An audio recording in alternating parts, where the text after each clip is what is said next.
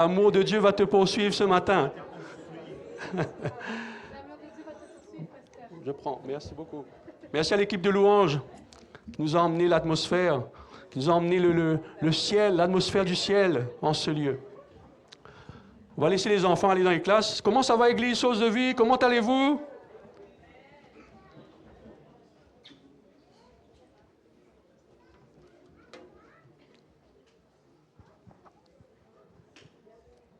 Bon, les enfants sont partis. Les plus belles voix sont parties. On est tous des enfants, on est des grands enfants, on rajeunit comme l'aigle. J'aimerais encore vous entendre ce matin, l'amour extravagant. Oh, l'amour renversant. Quand les enfants sont plus là, la voix est différente. Sans faiblir, il me cherche, il me poursuit, me ramène à lui. Je suis indigne et sans mérite, mais pour moi tu t'es livré. Oh, l'amour renversant, extravagant, infini de Dieu. Amen. On a un Dieu. Dis à ton voisin, Dieu t'aime ce matin. On a un Dieu d'amour, rempli d'amour. Dieu t'aime ce matin. Mais il y a une chose qui est importante aussi. Aujourd'hui, c'est la fête des pères, n'est-ce pas? Voilà. À chaque fois qu'il y a un événement pour les femmes ont plus de punch que les hommes. Et ça, ça doit être équilibré. Hein? Pas dire qu'un est plus grand que l'autre, plus fort, c'est pas ça. Mais ça doit être équilibré. Aujourd'hui, c'est la fête des pères et on entend les femmes. Wouhou! Bon, vous pouvez refaire ça, les papas, s'il vous plaît, là? Ou les pères spirituels. Hein? Il y a des pères spirituels, des papas aussi. Donc, je veux entendre vos voix quand même, là, parce que c'est quand même un jour bénissant que Dieu a fait, a créé l'homme, a créé la femme. Et aujourd'hui, on honore aussi le Père Céleste, mais on honore aussi les papas qui sont présents. Alors, je vous invite à vous lever, là, les pères. Même les pères spirituels, hein? Les papas spirituels, les mentors. Ben oui, ou les futurs papas, vous avez l'intention de faire avoir une famille et des enfants, mais vous n'avez pas trouvé l'épouse, mais vous pouvez vous lever aussi, parce que Dieu va vous bénir. Je crois que c'est la volonté de Dieu. Dieu va vous bénir. L'audace de la foi. Ce n'est pas encore arrivé, mais tu sais que ça va arriver. Donc, moi, je rends grâce à Dieu pour ça, parce que ça va arriver. Je le crois. Amen. En tout cas, soyez bénis, les papas ici présents. Que Dieu vous bénisse, que la faveur de Dieu soit sur vos vies, qu'il vous remplisse de sa paix. C'est la paix de Dieu, mes amis. Toute sa plénitude en ce lieu. Dans le nom de Jésus, on a prié ensemble. Amen. Vous êtes motivés, papa? Coup-ci, coup-ça. En tout cas, j'aimerais remettre ce temps, Seigneur. Seigneur, nous te remettons ce temps. Merci pour toute l'organisation, pour toute la planification, mais nous t'invitons à prendre toute la place. Nous t'invitons à prendre le contrôle. Nous t'invitons à diriger ce temps. Saint-Esprit, tu es le bienvenu. Saint-Esprit, tu es le bienvenu en ce lieu. Nous t'invitons à être en mouvement en chacun de nous. Viens souffler sur les cœurs. Viens souffler sur les choses qui, toi seul, peux voir. Nous sommes limités sans toi. Nous te laissons toute la place en ce lieu. À toi le règne, à toi la gloire. Et dans le nom de Jésus, on a prié ensemble. Amen. Quand on chantait Amour extravagant, aujourd'hui on fête la fête des pères. Hourra.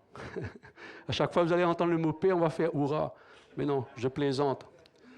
Mais c'est pour vous dire qu'aujourd'hui on fait la fête des pères. C'est sûr que c'est un moment de joie, de partage en famille, n'est-ce pas? Vous allez manger ensemble, vous allez être ensemble, partager ensemble. Mais aussi pour certains, peut-être la fête des pères n'évoque pas trop cette joie-là. Peut-être ça réveille aussi possiblement un manque.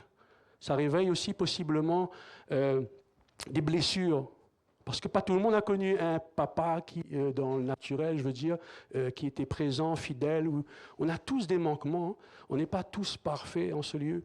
Mais la parole de Dieu nous emmène à travailler en chacun de nous, à ce que sa parole soit parfaite en nous. Et je crois que Dieu est toujours à l'œuvre. Il veut toujours œuvrer en chacun de nous. Ça, c'est une certitude. Mais je sais que quand on dit fête des pères, certains est dans la joie, il y a un bon partage, mais certains, ça réveille des souvenirs aussi peut-être douloureux, ou aussi un manque, même un vide aussi. Et quand on chantait l'amour extravagant, quand Dieu poursuit, on chantait Abba Père. Et c'est une réalité. Et je crois que l'amour de Dieu nous poursuit et va nous poursuivre toujours jusqu'à l'éternité. Et je crois que ce matin, par rapport à mon expérience, quand je vous dis que là, Dieu vient remplir les manquements ou les vides en fait, hein, le manque de Père, un Père naturel, moi je crois qu'il le fait réellement. On ne le réalise pas, souvent on ne s'attend pas, souvent on le prie et ça arrive, mais souvent on ne s'attend pas. Pourquoi je dis ça? Parce que mon expérience personnelle, chacun a des expériences personnelles avec le Seigneur, c'est que il y a une période de cela, il y a quelques années de cela, moi je suis allé rejoindre mon épouse et ma sœur à un endroit où ils louaient le Seigneur. C'était le 50e anniversaire de l'Évangile, si je ne me trompe pas, 50e anniversaire de l'Évangile. Et il y avait plusieurs personnes dans ce stade, c'était un stade de soccer, de football. Et eux, ils étaient à l'intérieur, mais moi je suis venu pour les récupérer, pour venir les chercher. Et je me souviens, avant cela, ils me disaient, pourquoi tu ne viens pas? Viens écouter la parole, viens entendre la louange, viens entendre le Seigneur louer, ou viens... Une invitation. Moi, j'ai dit non, je viendrai te chercher après. Vous savez, le Seigneur m'a touché réellement d'un stationnement, dans ce lieu, mais d'un stationnement quand je suis venu. J'ai déjà raconté ça une fois, je pense. Et oui, je crois. Et dans le stationnement où je me stationne, je sors de la voiture.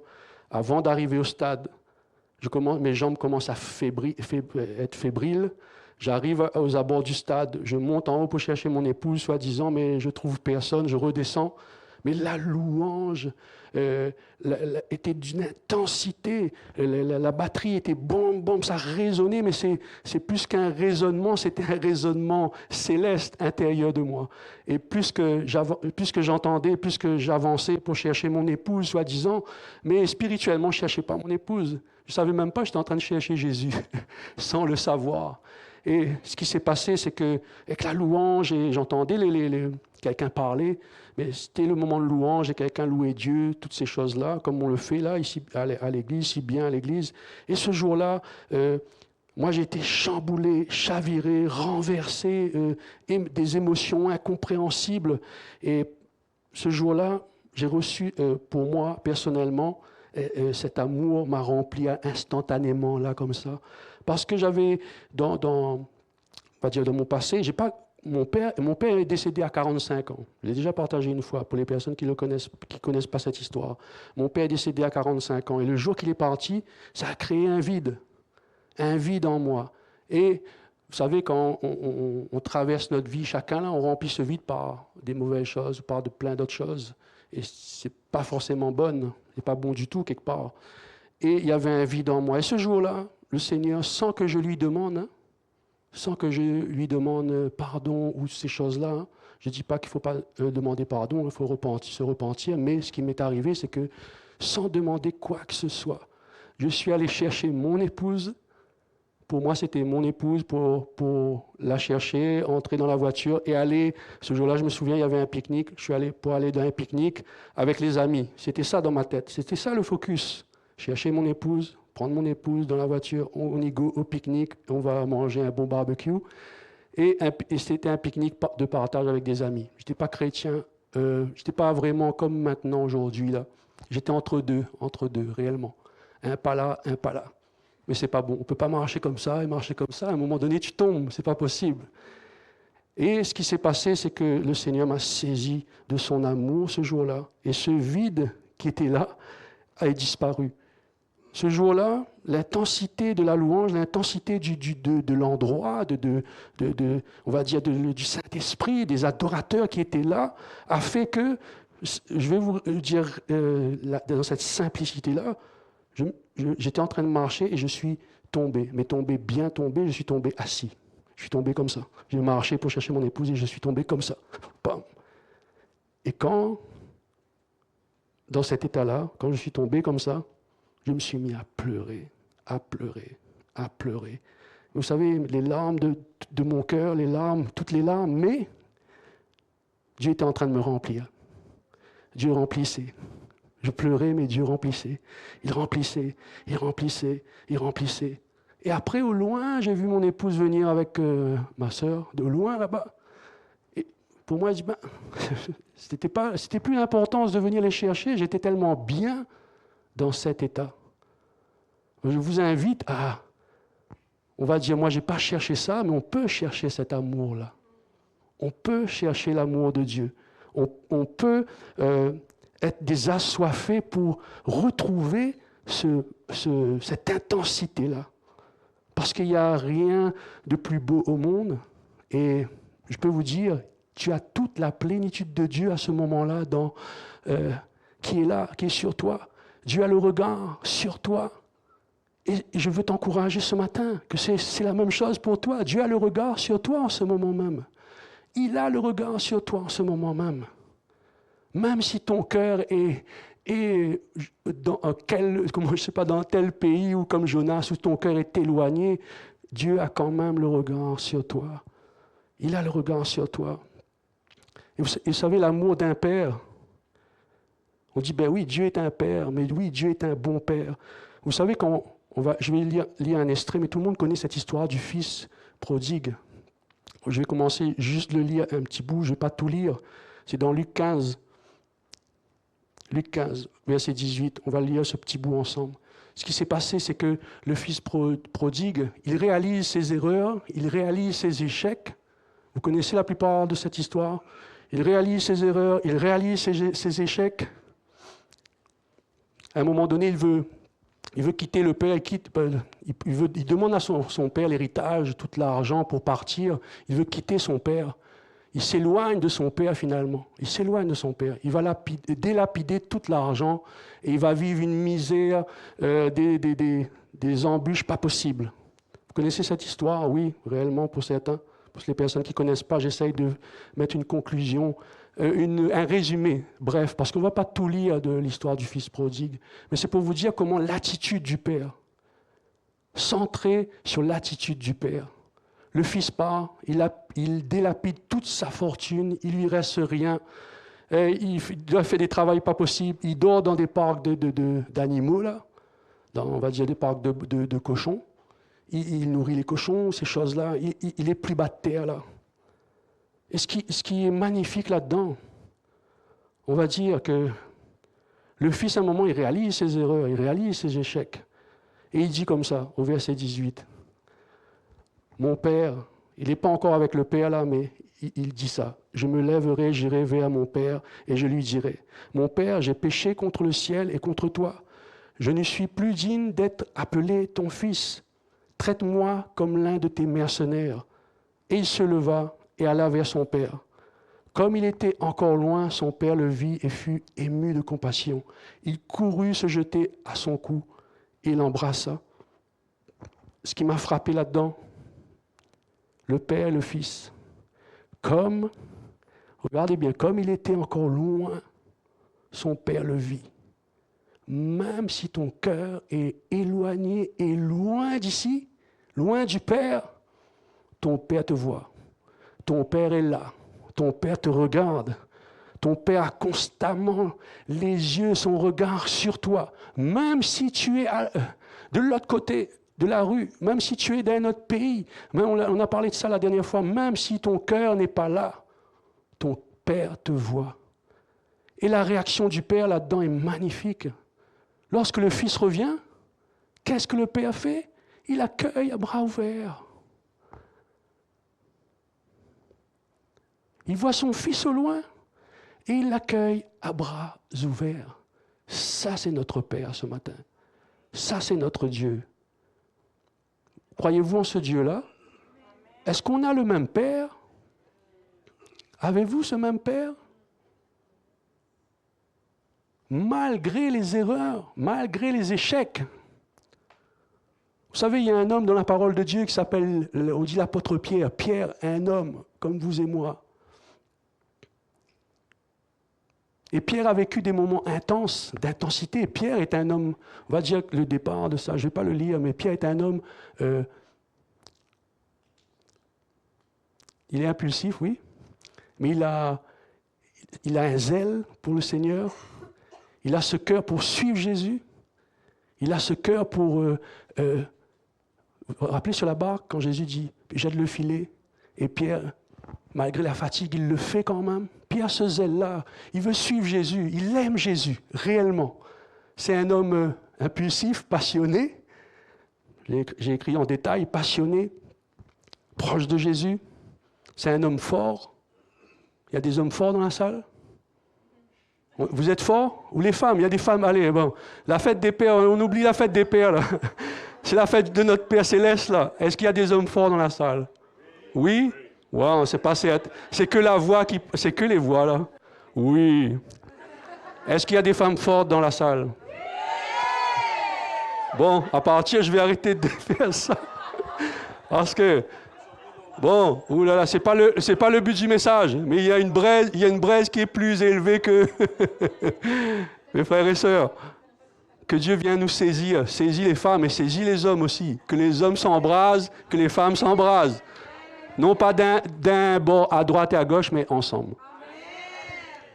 Amen. Seigneur, que mon message ne soit pas éloigné de mon message. Je disais qu'il y a des hommes forts dans la salle, des femmes fortes. Que Pierre était un homme fort, passionné, avec du zèle. Il aimait Jésus. Son désir était de suivre Jésus. Pourquoi je vous dis ça? Pour les personnes qui connaissent, ils le savent. Parce que, regardez bien, Pierre dit aussi, je ne vais pas reprendre le verset au chapitre. Pierre, il dit, « Seigneur, je suis prêt à te suivre. Je suis prêt à mourir pour toi. » Ça, c'est Pierre, l'apôtre Pierre qui parle comme ça. « Je suis prêt à mourir pour toi. Seigneur Jésus, je suis prêt à te suivre. Même en prison. » Il y a des hommes forts dans la salle? Ça, c'est Pierre qui parle, l'apôtre Pierre. Je peux vous donner la référence. Hein. Je suis prêt à te suivre. Si tous t'abandonnent, moi, je ne vais pas t'abandonner. Si tous t'abandonnent, si tout le monde t'abandonne, moi, je suis là, je vais rester avec toi. Je ne veux pas t'abandonner. C'est encore Pierre qui parle. Un homme fort, un homme rempli de compassion, rempli d'amour pour Jésus. Mais ce qui va se passer pour Pierre, c'est que dans la nuit où Jésus va être livré, ce qui va se passer, c'est que Pierre va échouer. Il va renier Jésus, non pas une fois, ni pas 2 fois, mais 3 fois. 3 fois, il va renier Jésus. Et pourtant, il était dans ce zèle, il était dans ce feu pour le Seigneur. Et je crois que même, mes amis, ça dépasse notre capacité. Il n'y a que le Saint-Esprit qui peut nous porter, nous emmener à embraser. Parce que par notre propre force, on peut être le plus gros gaillard, le plus grand gaillard, le petit gaillard.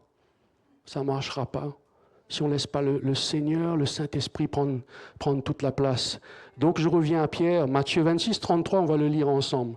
Il a même dit, Matthieu 26, 33, chapitre 26, verset 33.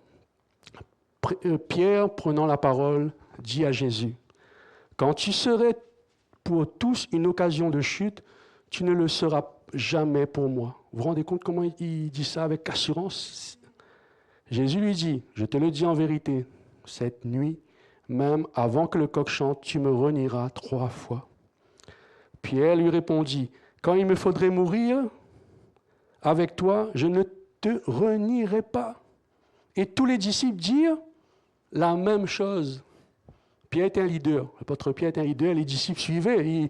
Pierre avait une entreprise vous avez vu la dernière fois, de pêche, on va dire. Et puis, comme une compagnie, là, lui, il est leader, l'apôtre Pierre est là. Il dit, « Pierre, je bâtirai mon église, mais je ne te renierai pas. » Là, Pierre, il parle comme ça. Et c'est écrit, et tous les disciples dirent la même chose. Ah, moi aussi. Nous tous, pareil, moi aussi. Mais mes frères et sœurs, comme je vous dis, pourtant, il va renier Jésus 3 fois. 3 fois. Vous savez, même dans cette trahison, Dieu reste un Père rempli d'amour, même là-dedans. Vous savez, c'est pour vous dire que l'échec, c'est un échec pour Pierre.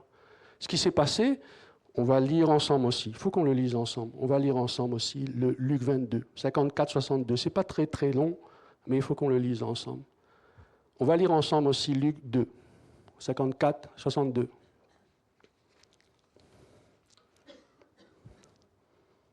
Il est écrit, après avoir saisi Jésus, ils l'emmenèrent et le conduisirent dans la maison du souverain sacrificateur. Pierre suivait de loin. Pierre suivait de loin. Ils allumèrent du feu au milieu de la cour et ils s'assirent Pierre s'assit parmi eux.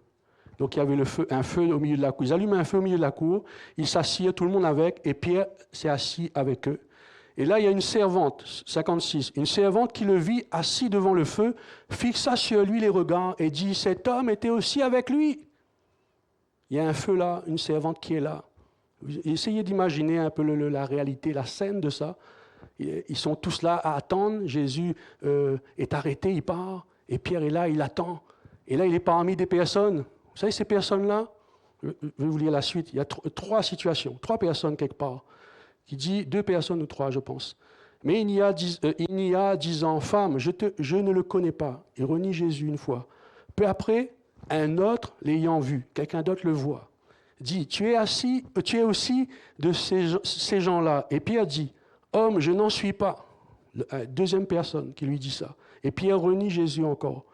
Environ 1 heure plus tard, un autre insistait, disant, 1 heure plus tard, un autre insistait. Donc il y a 3 personnes. Disant, certainement cet homme était aussi avec lui, il parle de Pierre, car il est galiléen. Pierre répondit, homme, je ne sais ce que tu dis. Au même instant, comme il parlait encore, le coq chanta. Le Seigneur, s'étant retourné, regarda Pierre, et Pierre se souvint de la parole que le Seigneur lui avait dit. Avant que le coq chante, aujourd'hui, tu me renieras 3 fois.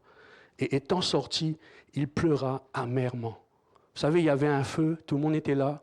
Pierre est là dans l'attente de ce qui va se passer. Il voit Jésus partir au loin. Jésus le regarde à la finalité pour dire que la parole s'est réalisée. Il a renié Jésus. Et 3 personnes. Ces 3 personnes-là, c'est qui? C'est des accusateurs. Vous êtes d'accord avec moi? C'est des accusateurs qui viennent déstabiliser Pierre. Et c'est compréhensif parce que Jésus part. Le point de repère part. Vous savez, quand le point de repère part, qu'on n'a plus Jésus là, on laisse la peur nous envahir, on cède face à la pression parce qu'il y avait une peur et une pression à ce moment-là. Et c'est ce qui s'est passé pour Pierre, parce qu'il y avait cette peur, il cède à la pression et il renie Jésus. Il se laisse envahir par des émotions, par plein d'autres choses. Il se laisse envahir. Donc, il fait face à ces 3 accusateurs. Et à 3 reprises, Pierre renie Jésus. Il est écrit à la fin, il pleure amèrement. Il pleura amèrement. Pierre s'effondre. Quand on pleure amèrement, ça vous est déjà arrivé, sans rentrer dans votre vie personnelle, votre relation intime avec le Seigneur, pleure amèrement, vous pleurez de joie, ouais. Vous n'avez jamais pleuré amèrement? Bon, c'est un bon signe. Ça fait mal, mais c'est un bon signe. Il pleura amèrement, parce que c'est un commencement là. Il réalise son échec, il s'effondre. Il réalise ce qu'il vient de faire. Il a trahi Jésus.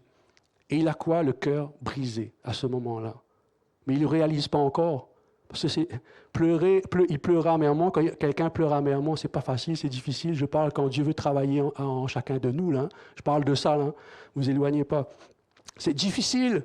C'est difficile, mais c'est le seul chemin à prendre. Pourquoi je vous dis ça? Parce que Dieu est en train de travailler nos cœurs. Il est en train de travailler, en train de façonner. Et là, il a le cœur brisé. Mais ce qu'il ne sait pas encore, c'est que Jésus connaissait qu'il allait tomber, qu'il allait chuter. Jésus connaît tout à l'avance. Et Jésus voit même après. Et ce que Jésus voit, c'est que Pierre a échoué, mais Jésus il n'a pas dit encore à Pierre, mais il dit, mais moi, je vais te relever. Comme il est en train de te dire, tu as vécu des échecs, tu as vécu des situations qui peut-être pour toi t'a fait tomber, mais moi je vais te relever. Moi je vais te restaurer. Jésus veut te relever. Jésus veut te restaurer. Dis ça à ton voisin, déclare-le. Ça commence comme ça. Jésus veut te restaurer. Jésus veut te relever. Voilà, la conviction, elle est vraiment, je ne sais pas, même, peut-être c'est du pasteur, prends pas attention la tonalité de quand on parle. Mais croyez-le, tu crois que Jésus veut te restaurer ce matin, qu'il veut te relever ce matin, qu'il veut combler le vide en toi? Moi, je ne connais pas, mais lui, il le sait. Il connaît il te connaît depuis le ventre de ta mère, tout ce qui s'est passé. Si tu as un manque de père dans le naturel, Jésus seul peut te combler. Le Père peut te combler, le Père peut te saisir, le Père peut te transformer. S'il l'a fait avec un, il va le faire avec tous. Il l'a fait avec Pierre, il va le faire avec tous. S'il l'a fait avec moi, il va le faire avec vous, avec chacun de nous. C'est une réalité. Il suffit de le croire et de le déclarer, d'entendre ce que la parole dit ce matin. Vous savez, par la suite de ça, ce qui est magnifique comme ça, Jésus connaît les choses même après. Vous savez, Pierre est dans un échec, mais il retourne à ses habitudes. Comme je vous avais dit, il avait une entreprise de pêche, on va dire comme ça. Et il retourne à travailler normalement. Il va à la pêche avec ses compagnons, les disciples.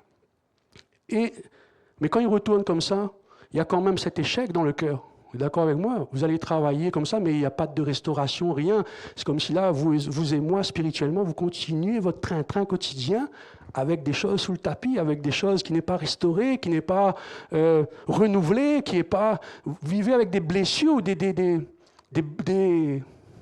cœurs brisés, le bon mot, des cœurs brisés. Et ce qui s'est passé pour Pierre, c'est que Dieu ne laisse pas ainsi. Là, Pierre n'est pas au courant de ça non plus. Hein. Comment comment Dieu voit les choses vraiment, début, milieu, jusqu'à la fin pour toi, pour ta vie. Donc ce que Pierre a traversé, l'histoire de Pierre n'est pas une finalité.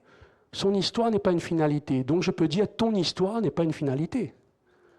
L'histoire de Pierre n'est pas une finalité, donc ton histoire n'est pas une finalité. Et ce qui s'est passé, c'est que Pierre retourne à son habitude, comme beaucoup d'entre nous pourraient retourner à nos habitudes, mais avec ce cœur-là. Et Dieu ne veut pas ça. Jésus ne veut pas ce cœur brisé. Il veut que tu sois restauré. Il veut que tu sois relevé. Il veut que tu sois comme le Père, le Fils prodigue. Il veut te couvrir d'un nouvel habit. Il veut t'habiller. Parce que le Fils prodigue, déjà, lui, il était nu. Il avait tout perdu, même les vêtements. Et Dieu veut t'habiller, veut te couvrir de sa plus belle robe. C'est ce qu'il a fait pour le Fils prodigue. C'est ce qu'il veut faire avec toi. C'est ce qu'il veut faire. Et Jésus voit les choses pas comme nous, comme je vous dis, il voit après, mais il voit vraiment des choses pour cibler le cœur. Vous savez, le feu qu'il y a eu pendant l'arrestation de Jésus, pendant le reniement, il y a eu un petit feu de camp, vous vous rappelez? Vous êtes encore avec moi? Il y a eu un feu pendant le reniement. C'est un feu, tout le monde était autour là, on va dire le feu du reniement. Vous savez qu'est-ce que Jésus fait plus loin? Jésus attend les disciples au bord du lac, comme tout au commencement. Et quand les disciples descendent du bateau, Pierre descend du bateau, qu'est-ce qu'il voit? Il voit Jésus en train de faire un feu. Il y a un feu, un feu avec du poisson et du pain. Là, il y a à manger pour les disciples, il prépare tout ça. Et Pierre, son cœur est toujours dans un état, on va dire pareil, semblable. Et ce feu-là, on pourrait l'appeler le feu de rétablissement, un feu de réconciliation, un feu de restauration. Et Jésus met tout en place, il met tout en œuvre, il s'assoit, tout le monde mange, il s'assoit et il pose une question. Après, par la suite, il pose une question à Pierre, il dit, Pierre, m'aimes-tu? Pierre dit, bien sûr que je t'aime, Seigneur, moi je t'aime. Il pose cette question-là en 3 fois, comme au reniement. Mais Jésus ne fait pas ça pour le condamner ou relever la honte, là. Jésus fait ça pour lui faire comprendre quelque chose. Il repose une 2e fois. Pierre, m'aimes-tu? Pierre lui dit, oui, bien sûr que je t'aime. Je ne l'ai pas dit la première fois. Jésus lui répondit, si tu m'aimes, paie mes brebis. Si tu m'aimes, paie mes brebis. La 3e fois, Jésus demande à Pierre, Pierre, est-ce que tu m'aimes? Et Pierre lui dit, attristé, lui dit, bien sûr que je t'aime, Seigneur, mais il est attristé. Je crois que ce moment-là, il lui fait rappeler le reniement, en 3 fois, le reniement. Mais Jésus est là, il ne vient même pas le condamner, il ne vient même pas soulever la honte, il ne vient même pas faire ça, il vient juste de faire comprendre à Pierre, de l'aimer, d'aimer Dieu. Il fait juste comprendre à Pierre il emmène Pierre à être restauré, tout simplement. Vous savez, quand Dieu prend le poisson, le pain, il fait le feu. C'est un temps de partage, un temps d'amour, un temps de communion. Jésus n'est pas venu pour le condamner. Comme toi, il n'est pas venu te condamner aujourd'hui. Il ne te condamne pas non plus. Même si il y a des erreurs, en tant que père, aujourd'hui c'est la fête des pères, on va parler du père, s'il y a des erreurs en tant que père. La fois dernière, pour la fête des mères, on n'a pas parlé de ça. Mais aujourd'hui c'est la fête des pères, même s'il y a des erreurs, où il y a des échecs, comme Pierre, ce n'est pas la finalité. Comme Pierre, Dieu veut relever, Dieu veut restaurer. Là, on va parler un bout pour les femmes. Rappelez-vous de la femme adultère, condamnée par les hommes, n'est-ce pas? Elle allait être lapidée. Bon, dans l'Ancien Testament, pour les personnes, aujourd'hui, on lapide plus les personnes. Mais c'est pour vous dire que, à l'époque, on commettait l'adultère, il y avait une lapidation. Condamné par les hommes, condamné par la loi, condamné par les hommes. Mais Jésus arrive avec cette femme adultère, et qu'est-ce qu'il fait? Il la relève pour la restaurer. Il la relève pour la restaurer, pour la consoler. Et il lui dit à la finalité, va, vous connaissez cette parole? Va et ne pêche plus. C'est pour vous montrer que dans ces situations-là, dans chaque vie de chacun, dans votre vie, dans la mienne ou dans celle des apôtres, dans tout ce qui est dit dans la parole de Dieu, c'est le cœur du Père. C'est le cœur du Père pour chacun de nous. C'est ce que Dieu veut pour chacun de nous.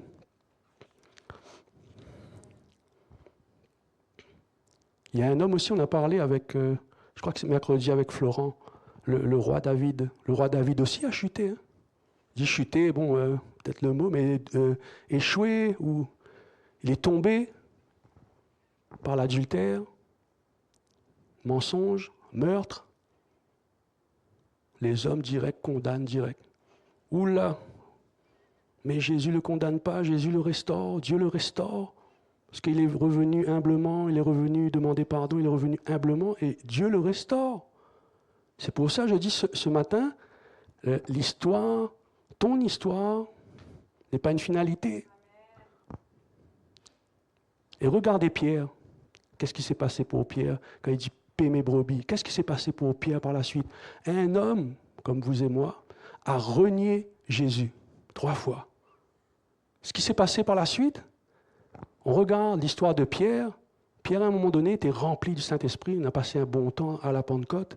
Pierre, rempli du Saint-Esprit, a parlé de Jésus. Quand il dit « paie mes brebis », a parlé à environ 3000 personnes, 3000 âmes. Et 3000 âmes ont donné leur vie à Jésus. Vous savez, du reniement, c'est pour vous dire qu'il n'y a pas de condamnation là, mes frères et sœurs. Ce n'est pas une finalité, mais Dieu l'a propulsé.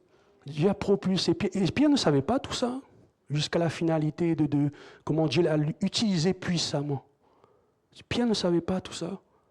Mais c'est pour vous dire que l'amour, encore une fois, on parle souvent de ça, le cœur à cœur avec Dieu, mais l'amour de Dieu va et te poursuit. L'amour de Dieu te poursuit. L'amour de Dieu va te poursuivre. Amen. Vous êtes encore avec moi, Église Source de Vie? Amen. Dis à ton voisin, l'amour de Dieu va te poursuivre. On a déjà dit en... ouais.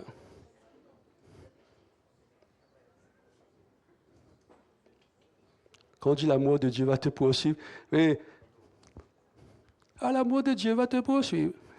L'amour de Dieu va te poursuivre. L'amour de Dieu va te poursuivre. Oui, oui, oui, je crois.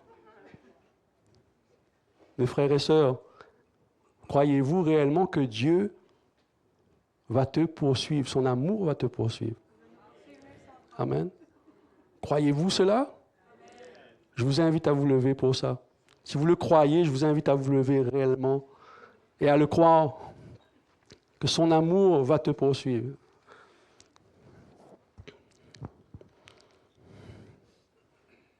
J'aimerais qu'on déclare ça ensemble. Malgré les échecs, malgré mes échecs, malgré mes échecs, encore une fois, peut-être pour certains, ils n'ont pas d'échecs, tant mieux. Mais malgré mes échecs, je ne suis pas disqualifié. Dis à ton voisin, tu n'es pas disqualifié. Dis à ton autre voisin, tu n'es pas disqualifié.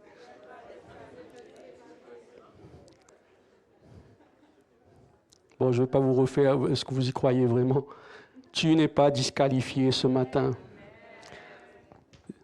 J'aimerais que vous le dites après moi aussi. Dieu ne tourne pas le dos à ceux qui tombent pour le condamner. Qui tombent pour le condamner. Mais il tend la main. Mais il tend la main. Mais il tend la main pour te relever, pour te restaurer, pour te guérir, pour agir à travers toi. Mes frères et sœurs, croyez-vous cela ce matin?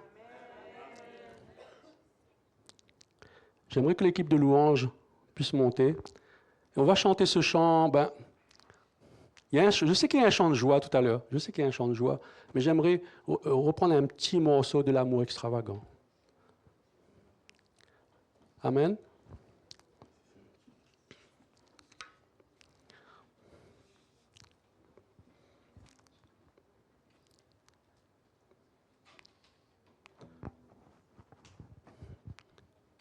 Je te rejetais. On peut chanter là, à partir de là, si vous voulez.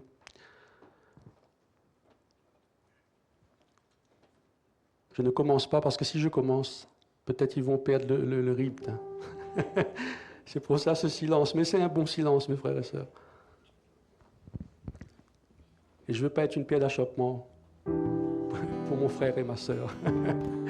Dis à ton voisin, je ne veux pas être une pierre d'achoppement pour mon frère et ma sœur. Je ne veux pas être une pierre d'achoppement pour toi ce matin.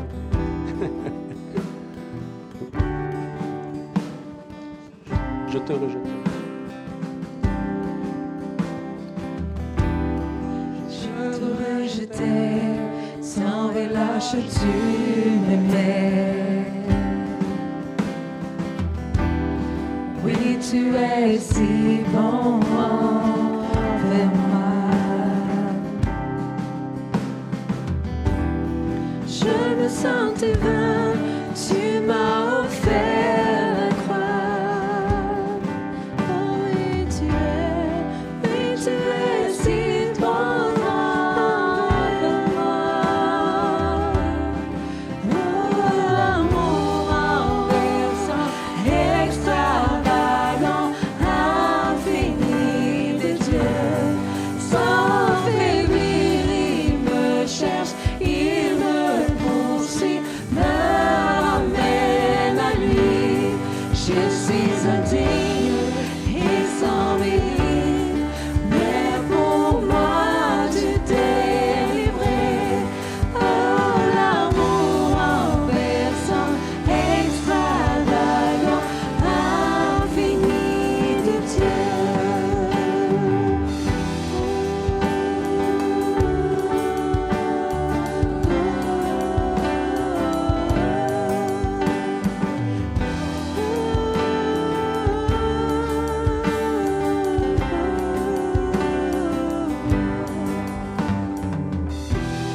Qu'une ombre n'est trop sombre, ni mon trop élevé pour que tu me cherches. Déclarez-le, Église. Aucun mur ne peut résister, ni mensonge tenir, sans fin tu me cherches. Aucune ombre n'est trop sombre, ni mon trop élevé pour que tu me cherches. Aucun mur ne peut résister, ni mensonge tenir, sans fin tu me cherches. Aucune ombre n'est trop sombre, ni l'on trop élevé pour que tu me cherches. Aucun mur ne peut résister, ni mensonge tenir, sans fin tu me cherches. Oh,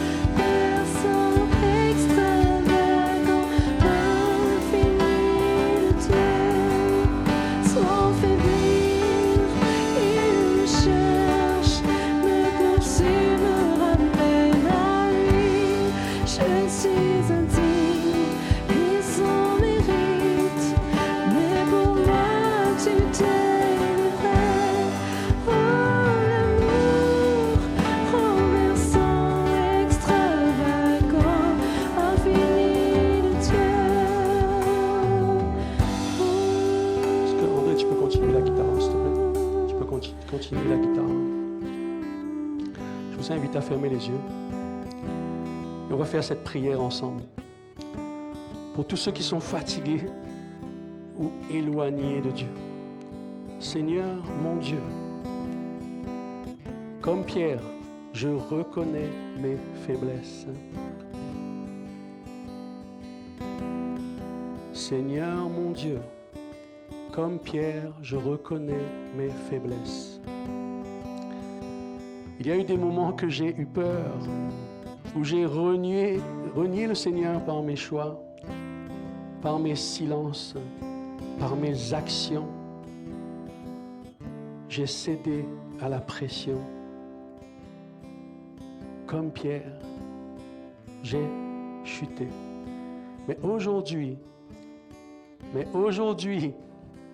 je vois ton grand amour, ton plein et grand amour, ton regard qui ne juge pas. Il ne juge pas. Ton regard qui relève. Tu n'as pas rejeté Pierre, mais tu l'as restauré. Merci car tu ne me rejettes pas. Déclarez cette phrase, Église. Merci car tu ne me rejettes pas. Merci car tu ne me rejettes pas. Merci car tu ne me rejettes pas. Seigneur, ce matin, je me repens. Je reviens à toi de tout mon cœur. Restaure-moi. Relève-moi. Renouvelle en moi un esprit bien disposé. Merci pour ton pardon. Merci pour ta fidélité. Merci pour ton amour qui est plus fort que mon échec. Je reçois ta grâce ce matin. Merci car ce n'est pas par mes propres forces, mais par ton Saint-Esprit. Alors nous te disons merci Seigneur, merci Saint-Esprit. Dans le nom de Jésus, on a prié ensemble. Soyez bénis abondamment et que sa paix vous accompagne ce matin. Soyez bénis mes frères et sœurs. Amen. Amen.